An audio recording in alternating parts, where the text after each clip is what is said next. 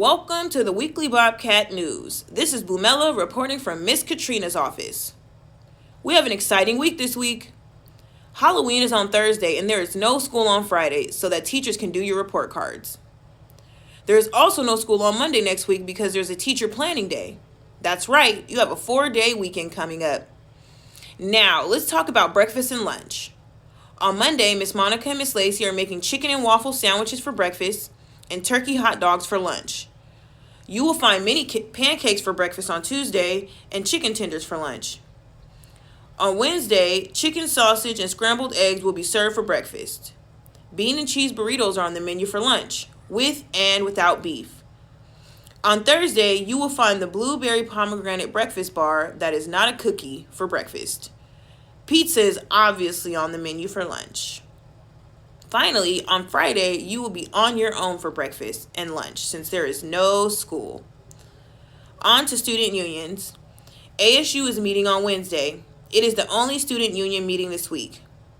There will be no bike train this week because there is no school on Friday. Now, listen up.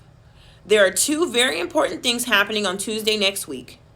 Since we don't have school on Monday, we won't be able to remind you next week.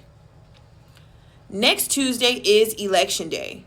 Remind your grown-ups to vote if they are able to. November is the start of Native American Heritage Month. Tuesday will unequivocally and officially be Beach's first annual Orange Shirt Day. Make sure to wear an orange shirt in remembrance of Native American children and families impacted by forced participation in residential schools.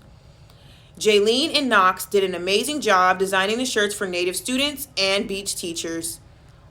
That's a wrap for the news this week. Have a great week, Bobcats. This is Bumella signing off.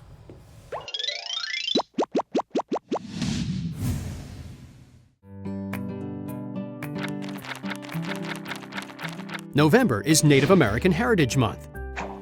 It honors the indigenous people who lived on the land that became the United States before Europeans arrived. Indigenous people are native to a particular area and often preserve their traditional ways of living. A century ago, a Seneca Indian named Dr. Arthur C. Parker realized that the contributions of Native Americans to the development of America ought to be recognized. He encouraged the Boy Scouts to have a special First Americans Day. Then, in 1914, a Native American Boy Scout named Red Fox James set out on his horse on a 4,000-mile journey to visit the governors of 24 states and gain their support for a national Native American holiday. In 1918, New York declared a state holiday on the second Saturday in May to recognize Native American achievements. Other states followed, and eventually in 1990, President George H.W. Bush proclaimed all of November as Native American Heritage Month. November is important to many Native Americans as a traditional time for celebration after a successful harvest season.